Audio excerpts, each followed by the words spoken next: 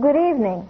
Welcome to another session of Toward a Quality of Life, coming to you from the Washington Park Mall in Roxbury, the Cablevision studio for BNN TV, your cable access television, bringing you great shows like the one we are going to deliver to you this evening.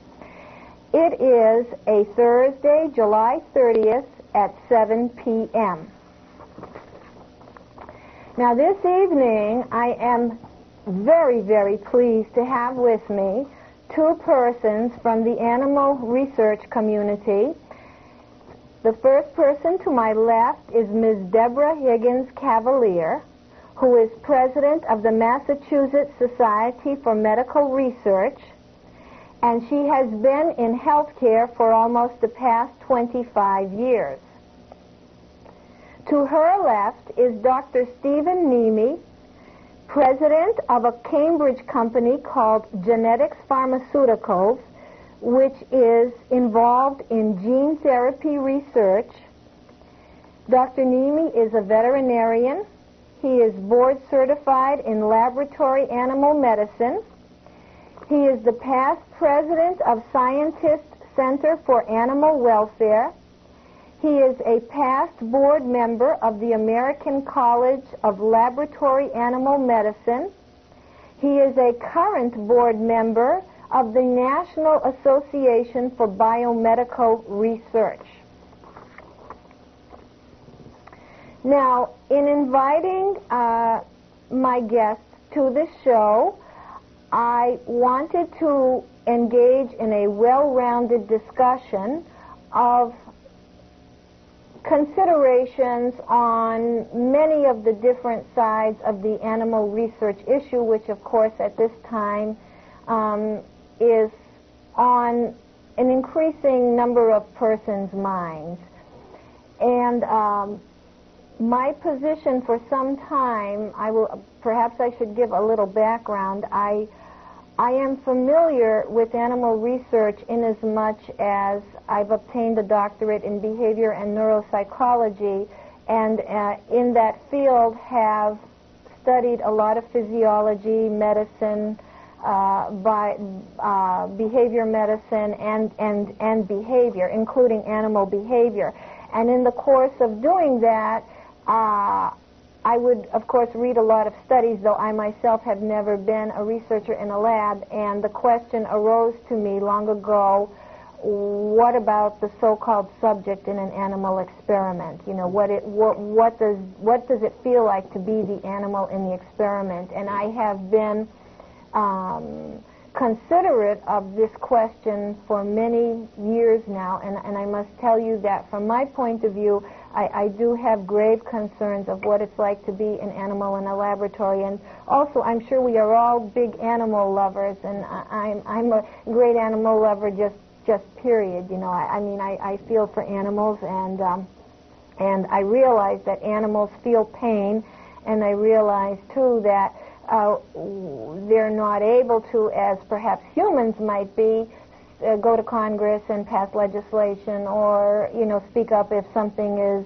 you know, bothering them, and so on. So they don't quite have the same circumstance, even as sentient creatures, as do human beings, for example. So my position, and I will also say too, before I open it up to my guests to speak, that I remember even as well, before I considered what do animals go through in research, that when I was in high school, and not even thinking about this, I was in a biology class, and part of our exercise was to look at the anatomy of a frog that was pregnant. And I remember we cut the frog, and the eggs were there, and so on, and that just never sat well with me. I can't say I consciously dwelled on it, but for me, it kind of made me disinterested or not too interested. So that's the kind of frame of mind that I'm coming from.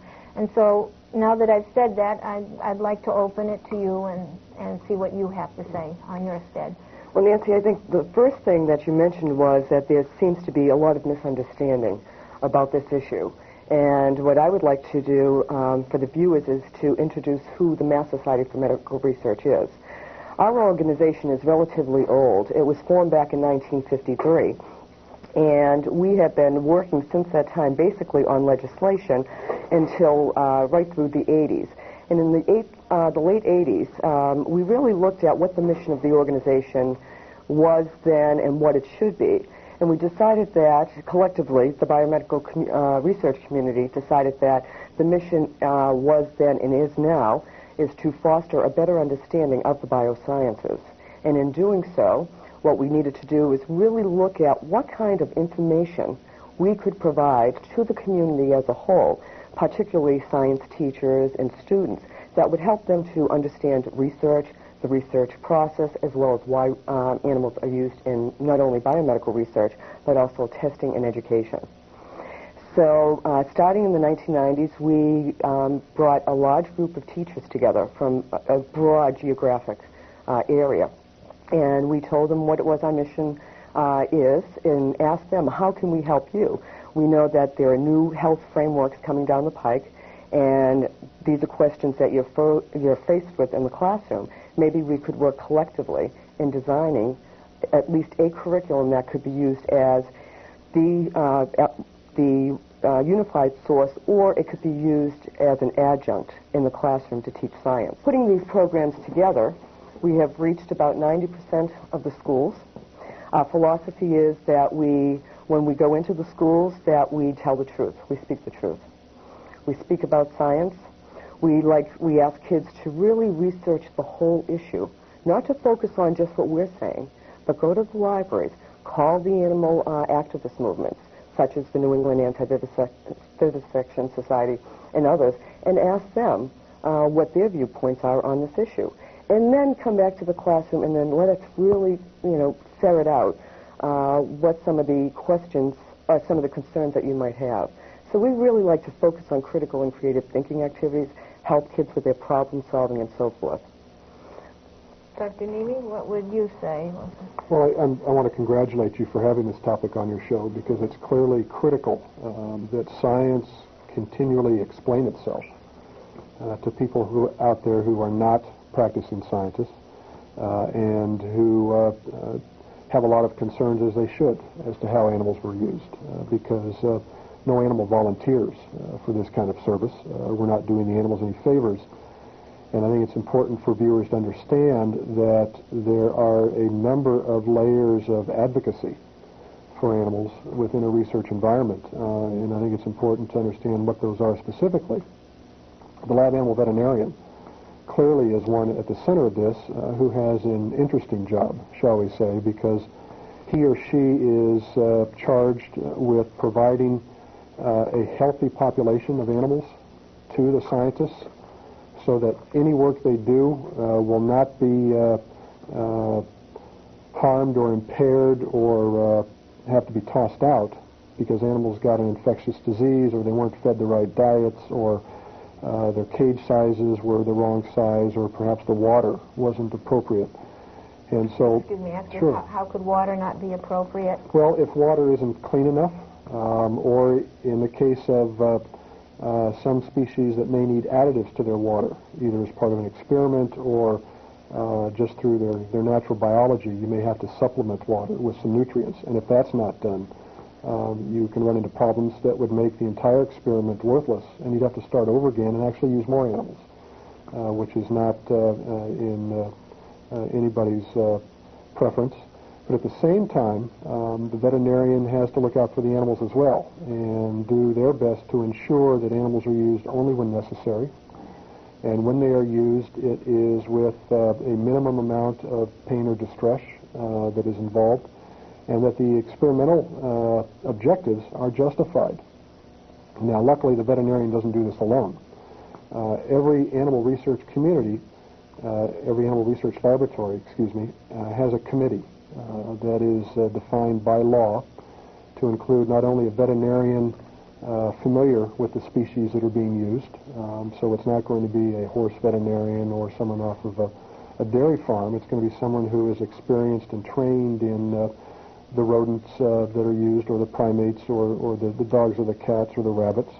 But there also is a mandate or a requirement for a lay person on that committee. And there is also a requirement for a non-affiliated member, someone who is not an employee, who has no research programs ongoing, who has no other connection to overseeing this research besides their appointment on this committee as the non-affiliated member.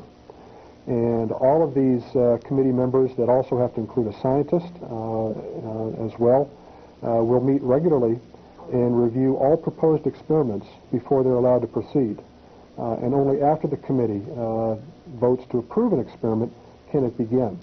And I think a lot of people don't understand that the days are long gone when someone could come up with an experiment, order some animals on their own, and immediately begin, whether or not they had adequate training, whether or not the facility was equipped to house that particular species, whether or not the research could be justified to other scientists. And so all of this is a daily process that animal facilities in Boston, elsewhere in Massachusetts, and across the country have to deal with. And it's a system of checks and balances and feedback and discussions and counter-discussions so that every experiment, before it even starts, goes through a very thorough review process. You know, it's important, Dr. Niemi had mentioned the unaffiliated member. I think people, and he mentioned that this person is not associated with the institution. And what we feel very good about that because that person is really the spokesperson for the animals.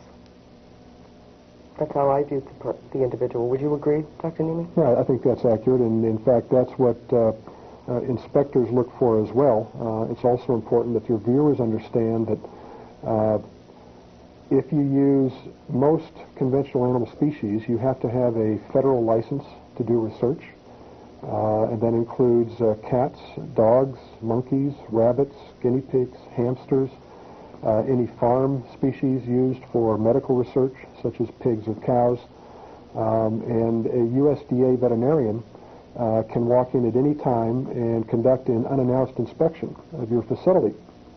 And they are not only looking for how clean it is and how well the animals are tended to, but also they want to look at animal care committee records. And is the non-affiliated member an active participant? And have all protocols been reviewed and approved?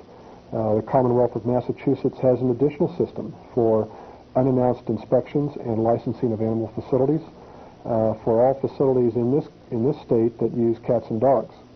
And if they come in and look not only at the cats and dogs, they also have the freedom to inspect any other species that are on site. And again, they're very interested in how well the Animal Care Committee does its job.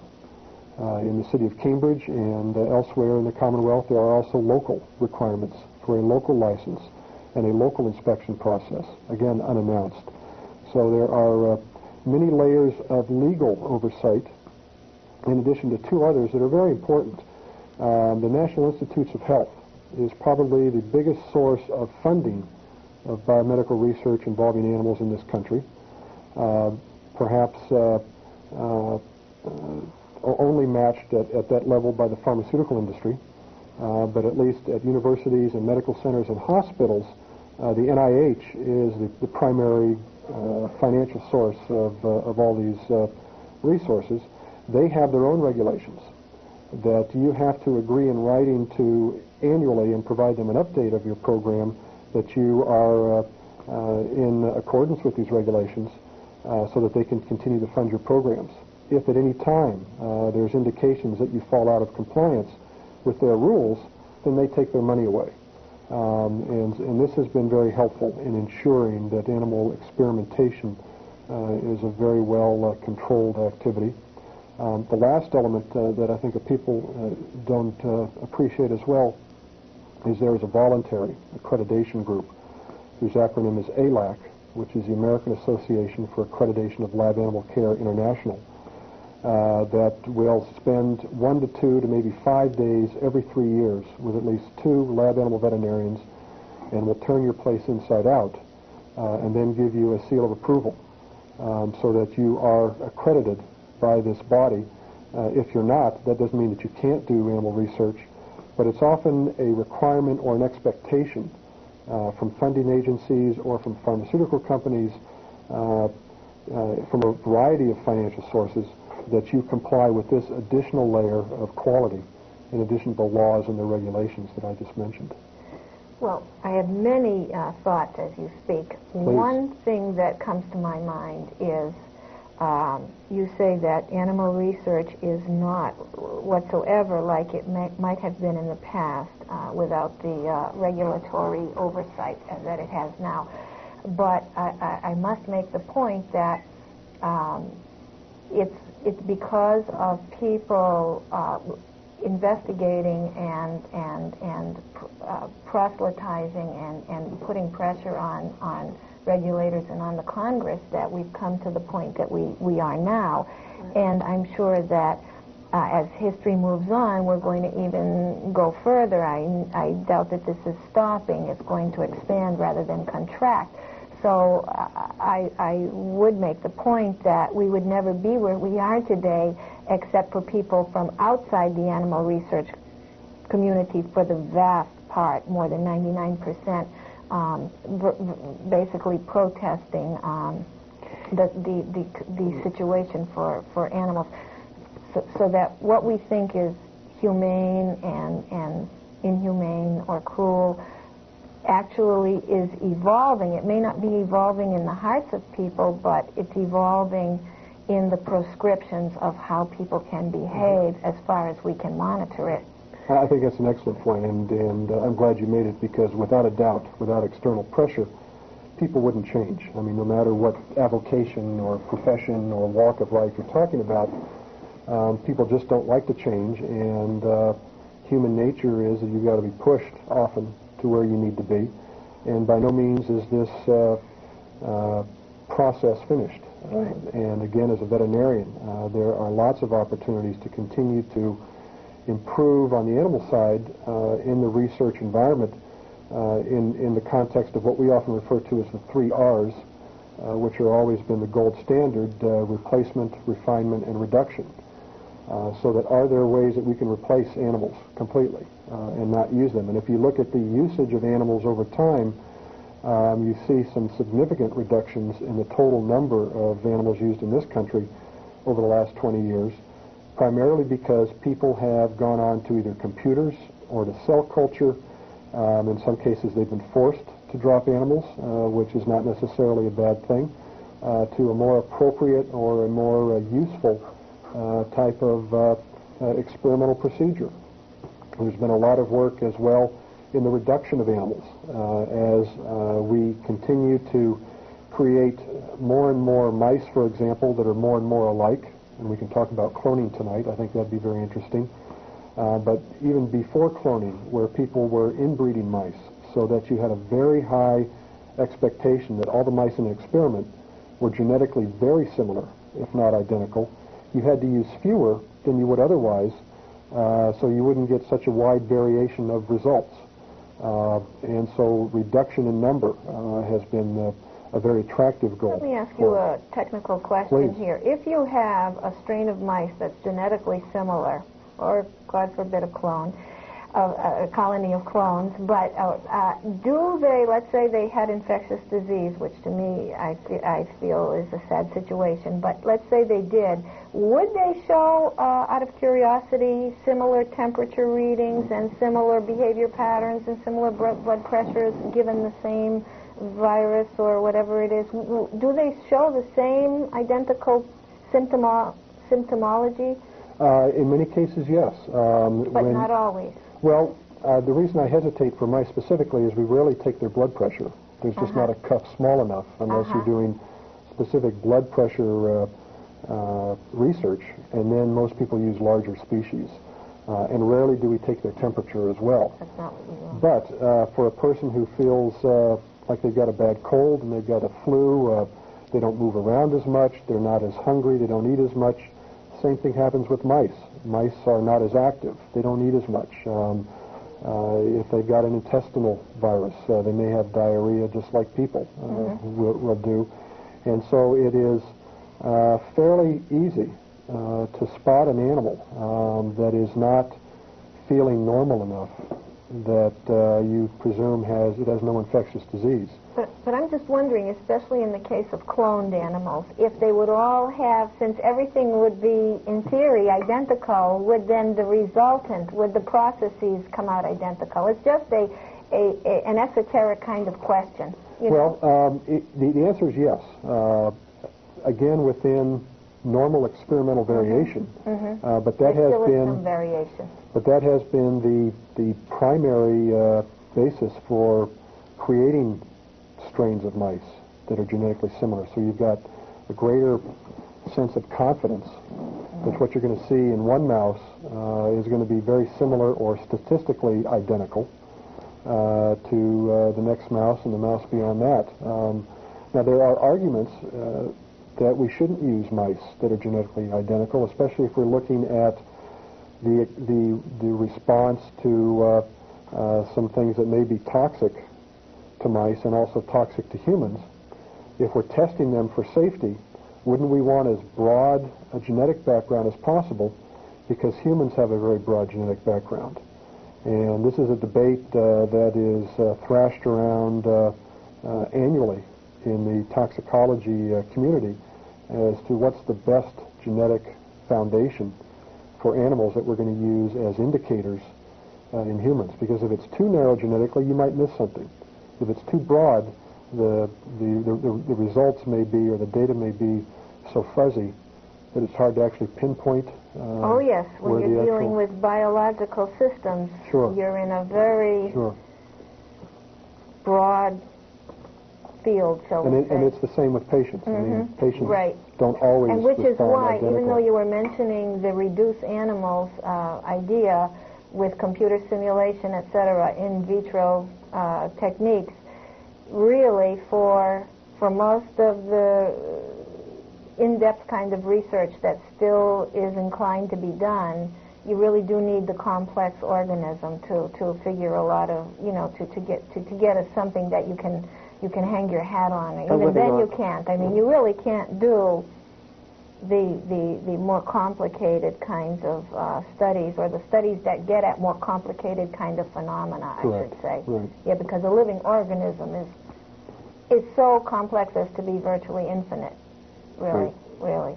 Yeah, so how many animals are used in the United States or the world, if you know? I don't have global numbers. The USDA tracks the species that it regulates every year, and their report just came out, and slightly under 1.3 million animals in this country were used in research and testing. Now that excludes rats and mice, which is usually 90% of the animals that are used in a laboratory. Again, most people don't understand that. They think that it's all species that we may be more familiar with, that we have as pets. But of that 1.3 million, less than 10% are cats and dogs. Why are mice and rats excluded? That's often a question that comes up.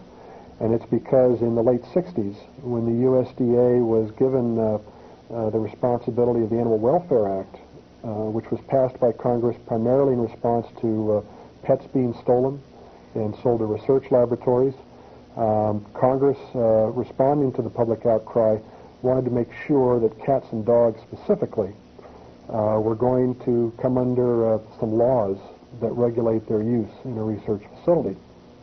And I'm told that the great compromise at that time was the exclusion of rats and mice, because there was not a strong constituency, shall we say, 30, 40 years ago for rodents as opposed to dogs and cats. And so rats and mice were left out of what the federal laws require, not what NIH requires, not what ALAC requires, and not what Massachusetts veterinarians or inspectors can go look at when they walk into a laboratory. But historically, it's been a 90% fraction of all the animals used in research and testing have been rats and mice. If we look at the numbers that are reported, though, the most recent numbers for all animals in this category are only from 1987. Office of Technology Assessment published a study from data that was collected 2 years earlier that somewhere between 17 million and 22 million animals a year are used in research, testing, and education. Now those data are 12 to 13 years old at this point, and nobody is confident that there's been a shift. Has it stayed flat? We just don't know. I think in the case of dogs and cats specifically, because they usually are the species of greatest concern, and I'm an animal lover as well. We've always had dogs and occasionally cats in our family. Of those animals, there's usually one dog or cat used in a research lab for every 100 that have to be destroyed in pounds because either they've been abandoned or lost and not reclaimed. And again, people don't often appreciate the epidemic of unwanted or abandoned dogs and cats we have in this country. A psychiatrist has recently published a book talking about the feelings of dogs, not as simplistically stupid as some people may think. Sure. I know the whole concept of anthropomorphic attributions goes on still, but he has made a pledge as being a member of some organization, the name of which I don't know, to never buy a pet from a breeder nor a pet store, but only to take one from the shelter, which I think is a very good idea from my opinion. Fantastic. Even though I love the bred dogs too, you know, they're so nice to watch. But you know, when you make the point that so many animals are euthanized, which by the way, we ask people to neuter their pets all the time, so that it is very sad. I can barely go in. See, personally, I can't even go into the MSPCA and look at the animals that will mostly be euthanized. I can't bear it myself. I turn to rubber. I can't go into a laboratory. I can't stand straight. I just turn to rubber, and I would have to fall down or something. That's how I feel about it, even under the best circumstances, even with the cleanest and anesthetically correct circumstance. What I'm concerned about too is if animals are hit by a car or even euthanized. I mean, I don't know how many days they're supposed to be held, and again, we don't know how much supervision there is to be sure that a particular animal is held the required number of days in a shelter. But even if they're held a certain number of days and then euthanized, to me, that's not the same life's happenstances, especially the direct impacts, as chronic conditions. You know, chronic incarcerations, chronic sentiences under contingencies of hearing doors open, hearing doors closed, footsteps, food times, procedures, being taken from a cage, you know, post-operative conditions, pre-operative conditions, living with infection, living with models of AIDS, and so on. I'd like you to respond. Sure. Well, let me cover a number of points. First of all, in infectious disease, in most laboratory animal facilities, unless it's part of an experiment, has been eliminated, so that scientists and veterinarians go to great lengths to screen vendors who breed these mice or these rats or these dogs specifically for research for a variety of infectious conditions, for growth rates, so that, again, unlike 30, 40 years ago, it is no longer an area that is fraught with runny noses, diarrhea, sneezing, runny eyes. In fact, when most people visit an animal facility, they either have to put on a gown or shoe covers or a face mask in order to protect the animals from catching anything that the visitors might bring in. And so there is a substantial level of infectious disease protection to the animals because people have made a great investment in ensuring that they're otherwise healthy. In terms of the point about getting weak at the knees, and may I ask you about studies, though, that would be investigating infectious disease? Yes. Those have to be done under some kind of biocontainment or isolation conditions. Even without the infectious disease research that's being done now, it's standard practice that no two species are housed in the same room, so that you have some physical barriers from one species to another. And if you're doing infectious disease research, Again, people understand that these may be highly contagious, and so the animals may be kept in some type of isolated environment that may involve caging, it may involve room location, and it may involve isolation by having only the same technicians and investigators use them and not expose whatever's in that room to the rest of the animal facility. Right, but it's not the other animals that I would be concerned about. My concern is the one undergoing the infection. Well, sure. See, that's what I'm talking about. Sure. From my perspective. That's how I think about it all the time. My basic axiom is, and we can get into the medical part of it, but regardless of the medical part of it, that animals feel pain. You know, whether they're being injected or extirpated or operated on or whatever it is, you know, they feel it as do you or I. You know, if you do this to an animal, you'll get a similar response, which is why they're used as models for research to begin with, because they are so similar to humans.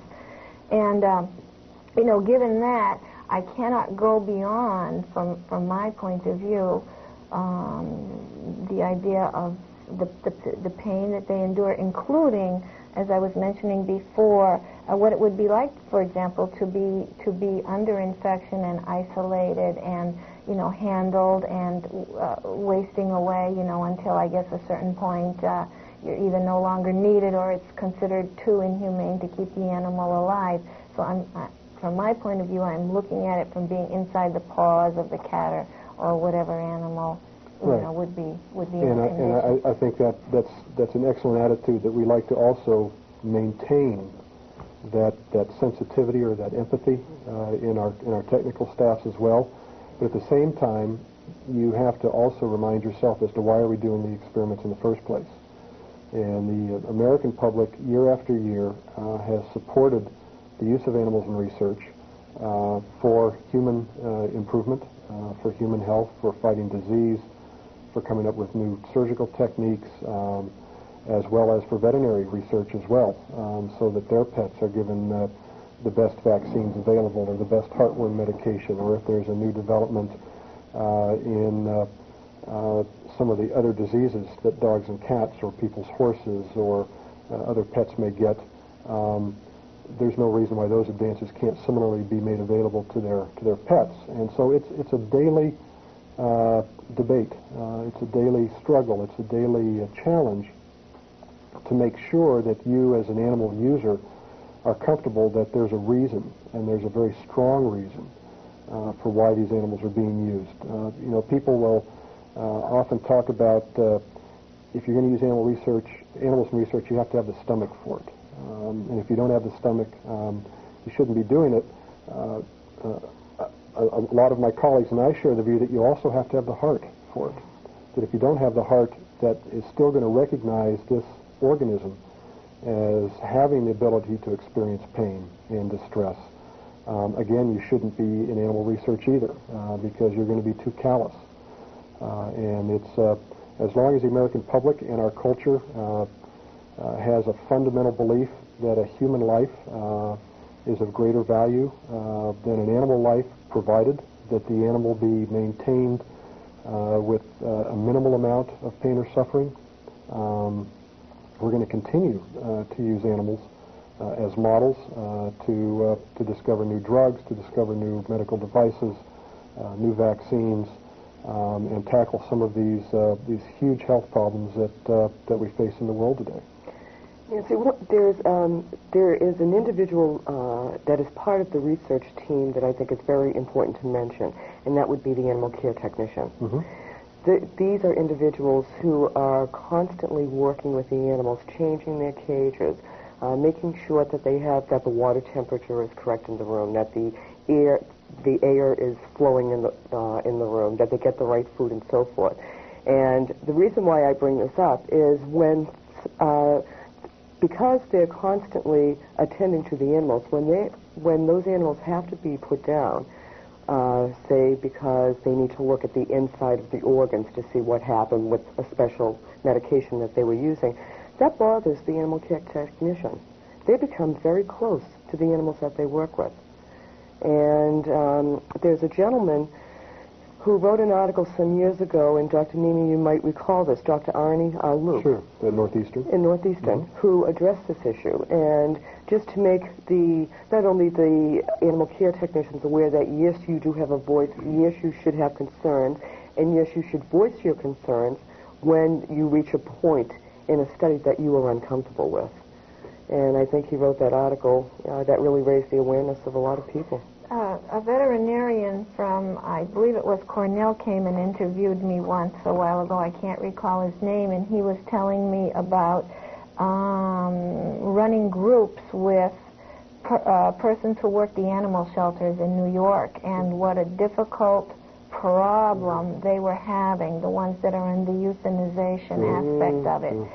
I mean, how could anyone bear to do that? That is, so I bring that up right now because it's an opportunity to say to people how those animals are being euthanized every day because people buy them prematurely or without realizing the responsibility of what it would be like to have the animal, or they decide they're going to move and there's no place. So please take animals with great respect and with great concern of what that obligation would be to the animal. And I go back to the idea that animals feel pain and animals feel sentience. And if there were a fire here right now, and I saw a baby, first I'd run for my life.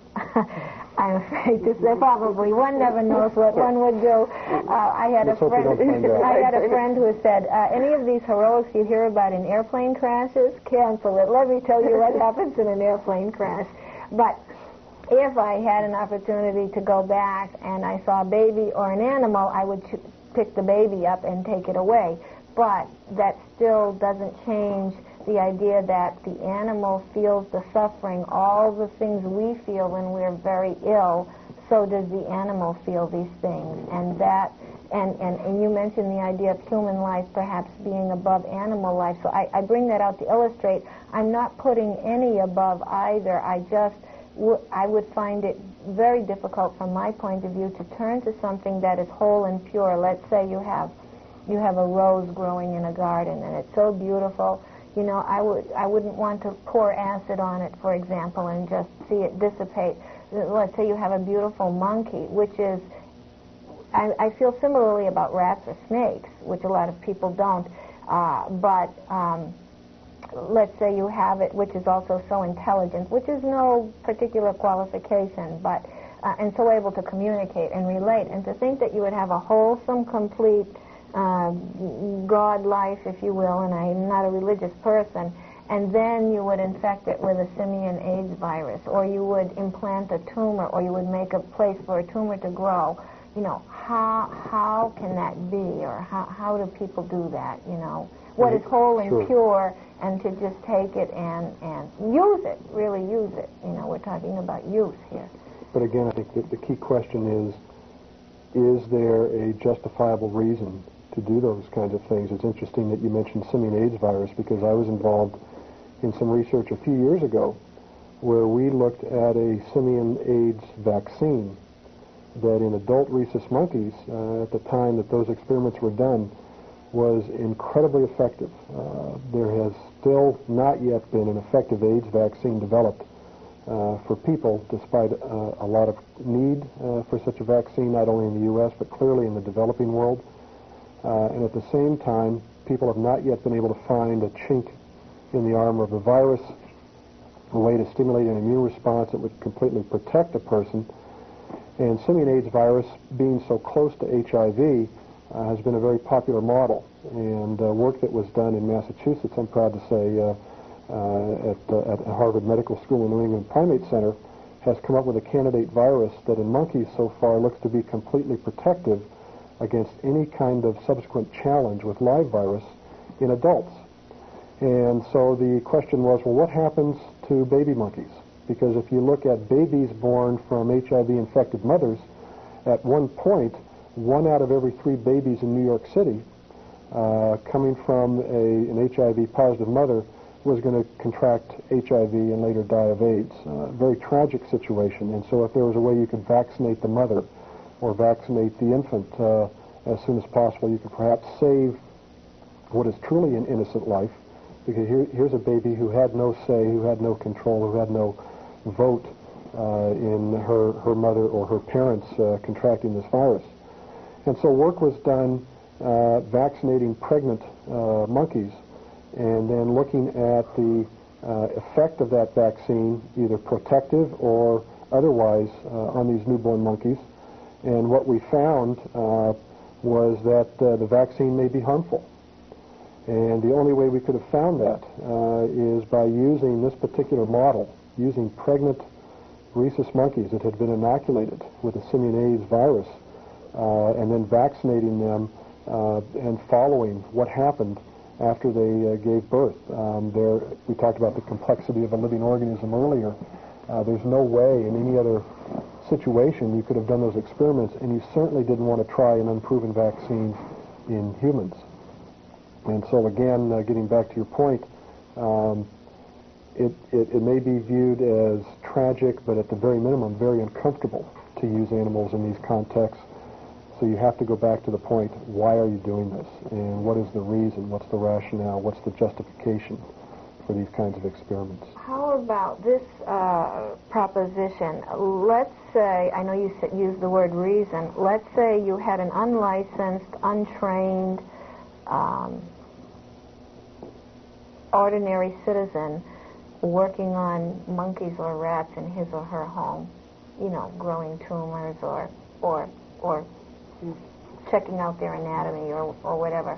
I mean, that person would be jailed, we find this, so you see, I'm just trying to lift the idea of reasons, because personally I try to stick to the part of sentience, that animals are living things. Now let's take what kind of dogs do you typically have? You have many different breeds. Well, we have no animal facilities in our business, but a typical laboratory animal facility in the dog area, will primarily use beagles that are bred specifically for research, and that's done for a number of reasons. First of all, let me give your viewers some other statistics. Since the mid-1970s, research use of dogs has dropped by 60%.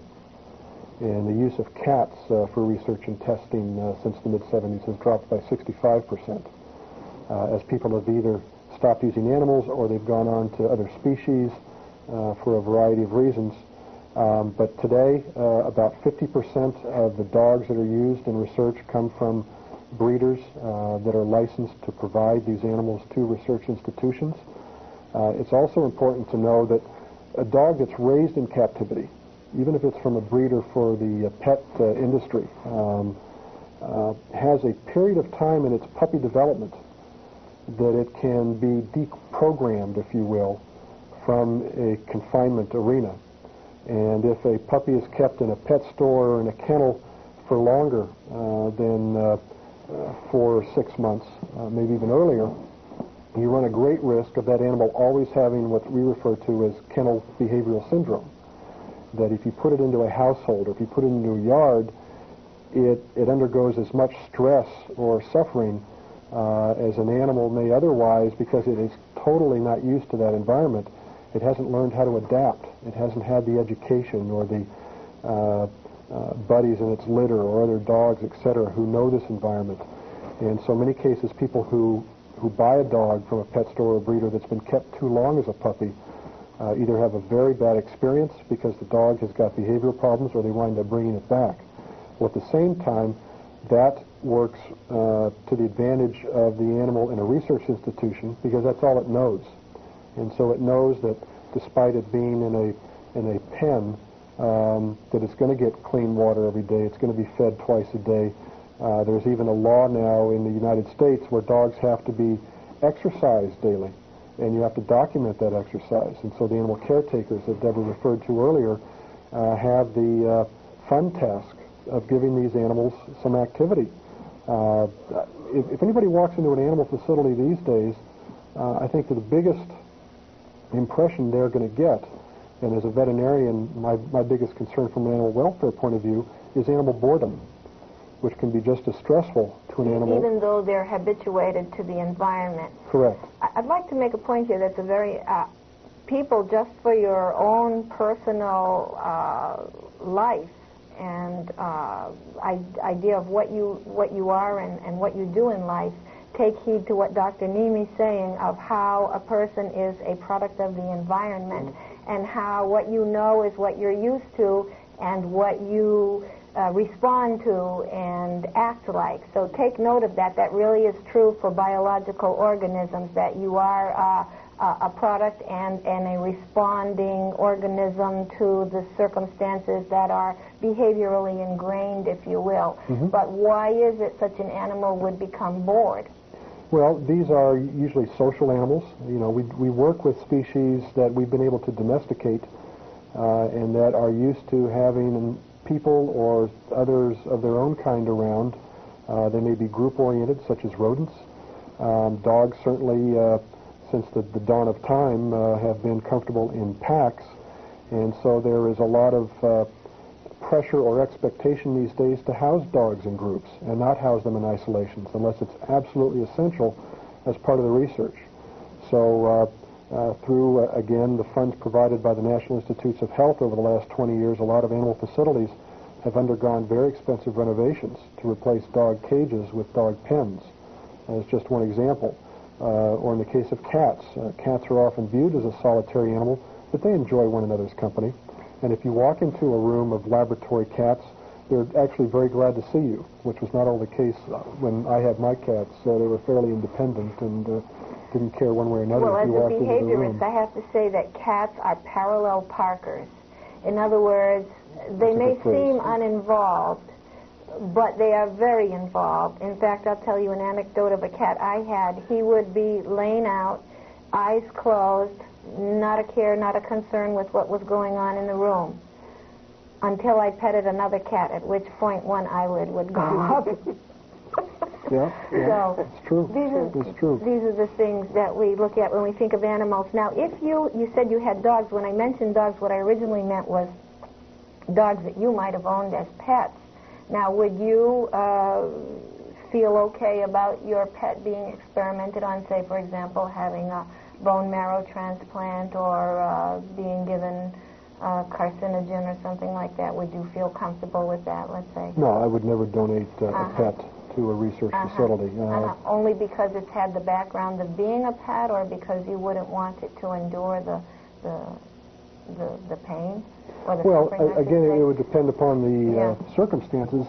If I had a dog that was so old and had to be euthanized, and if someone at some point was able to gather tissues, and this was the only dog in existence that had some unique feature, then I might have to think twice about, instead of burying my pet, my family member, providing some organ or some tissue for some research, but those circumstances just wouldn't exist. With the animal being alive, or no, killing the animal? Well, that's Well, what about if it were something that involved the animal being used while it were alive over an extended period of time? No, this is a loved one. This is a part of the family, and so that just wouldn't be allowed. Do you ever think about it like if this dog is loved and this dog is not loved?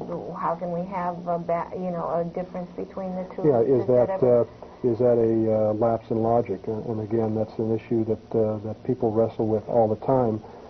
You have to remind yourself that these dogs were bred for a kennel environment, for a research purpose, and that the research they're being used on is justifiable. And if you can't deal or justify both of those components, then that research shouldn't be done and those animals shouldn't be used. If I could mention something, Nancy, that in the state of Massachusetts we have what's called the pound law.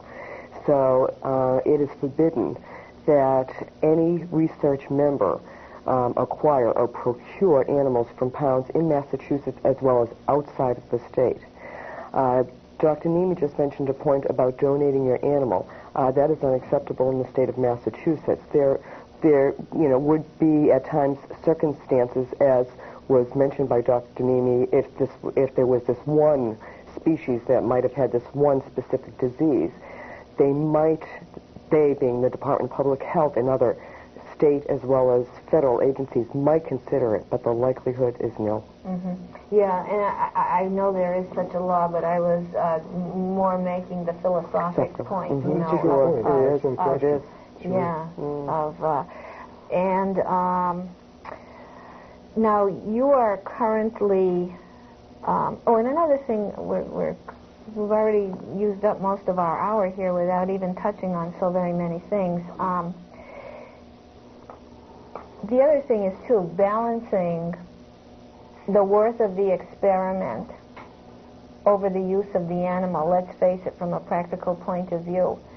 If you need the results to not be fouled or somehow interrupted or mistaken, you have to have your specimen in a certain circumstance, you know, at your use as you need to see the results, you know. So there becomes a fine line between, I mean, psychologically, as a psychologist, I have to, you know, note how, just as being humans, needing to have a study come out the way the results would be valid, we'd have to sort of subjugate an animal. That is not to say to abuse it, but we would have to put into place practices that make that paramount, you know, in order to not, including, for example, are there some circumstances in animal research where you might need to keep the temperature colder in the room, for example. Mm-hmm. Yeah. See, and I think sometimes I even walk through a freezer area and I think of apes in cold conditions. I think, look, oh my God, you know, or when I think air conditioning bothers me personally, and I say, imagine, you know, if I were in a lab, you know, freezing. I remember once, of course, these are not the old days, as you say, but I remember one research that had, I believe it was gorillas or apes, in refrigerators to see, you know, how long, you know, just kept them in refrigerators, you know, to see how, was studying something about temperature on the body. Yeah, so, you know, and also people being people, no matter, and the dichotomy, you mentioned it before about animal technicians. I mean, people come in, things are on their mind. They don't have to be abusive. All they have to do is belong to the human race. And you might be under pressure, or an animal might not want to be held or might want to scratch you. And I know there's many contraptions and gloves and different things people use. They learn how to handle the animals. But, you know, you might be prone to say, you know, stop that. You know, you might be prone to say that. You want to get what you want to get. You've got to get it in a timely fashion. You've got to get it the way you want to get it. So when you really need the experiment, even though it's on a biological entity, is an inanimate event in a way. You know, it's a finite, ordered event that sort of has a static property to it, if you will. While the creature is undergoing it, is sentient, can feel this, can feel the handling, can feel the moods, can also experience, I'm sure, times where things go wrong and they're left like on weekends, or I know there's circumstances where, you know, mistakes can be made, food might not be left, someone might not show up for work, you know. I know there have been cases not too long ago of animals suffocating from overheating and, you know, different things because no one can be there all the time making sure, you know, or they might hemorrhage in the night and, you know, there might not be an attendant. So, you know, these kind of things. I would like to think of all of the things that you mentioned. I feel very comfortable in stating that at least the MSMR member institutions do follow all of the guidelines that are in place, and that for the instances that you just mentioned, to my knowledge, have not happened in the past few years. Well, there are clearly going to be accidents that happen. Right. Talking about power failure and heat.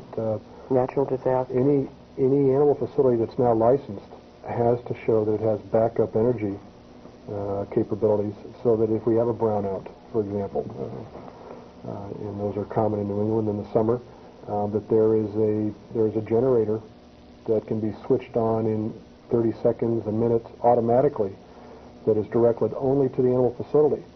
The humans that are in the offices or elsewhere in the laboratories or elsewhere in the building don't get any of this kind of care, but the animal facility has to have a very well-defined level of comfortable temperature, humidity, lighting intensity, and other parameters that are not only well regulated, but you've got to make sure you've got backup equipment and other kinds of infrastructure in place to minimize that. Now, no one can ever guarantee that you're still not going to have lapses, you're not going to have problems. Again, that's just part of everyday life. But I would agree with Deborah that people have become so sensitized to animal welfare, not only from within the animal research community, but from outside. Talked about the pressure that was applied a little earlier in the program, that those kinds of lapses rarely happen today like they may have happened in the past. In the 60s, before the Animal Welfare Act was passed. Yeah. Mm-hmm. I also have to make the statement that recently I was in the company of major researchers across the United States at a gathering, and one of the committee members was telling me that even now, from her point of view, were there not people constantly being in the labs, there would be a lot of worse conditions. You know, there's a lot yet. There's even under current circumstances, there's a lot to you know, to look after at this point in time. This was one person's opinion. This was conveyed to me. And I think that's a highly accurate opinion. Yeah. There is always room for progress, and the more we know, the more we learn. Kind of paradoxically, as we continue to push those frontiers of medical knowledge forward, we're going to understand these species better and share that information with the public as well as in the biomedical community, and that knowledge will in turn be used to further the care and the use of these animals. Well, we're at the end, so I want to hear you. Could you make perhaps an ending statement? I think when looking at this issue, I think it's very important to research both sides of the issue, to speak with people, ask them questions, get involved with our programs. We actually bring children and their parents into the labs. We want them to actually see what goes on. Okay, did you have one quick statement to make? You pretty much, Just thanks very much for having us. Thank you, Nancy. I really, I want to thank my guests so very, very much for coming here. This is what we need: more open discussion, more equanimous kinds of perspectives towards each other. This is what we need more of in all areas of our lives. Thank you very much for being with us tonight, and I hope this has opened you a bit more to an area that we'd all be better off knowing a lot more about. Thank you, and good evening. Thank you, Nancy. Thank you. Nice job.